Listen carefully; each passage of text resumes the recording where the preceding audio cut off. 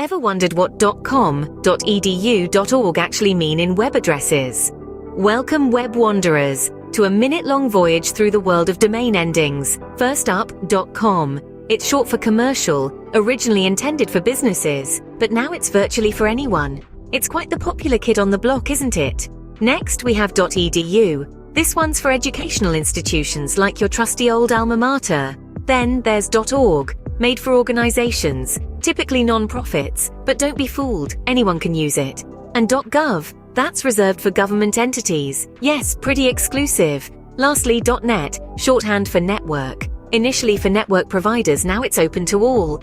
But wait, there's more. Country-specific endings like .uk for the United Kingdom, .au for Australia. And so, as we traverse the endless digital universe, remember these domain endings are more than just letters. They're a tiny guide telling us where we're headed. Until next time, keep exploring.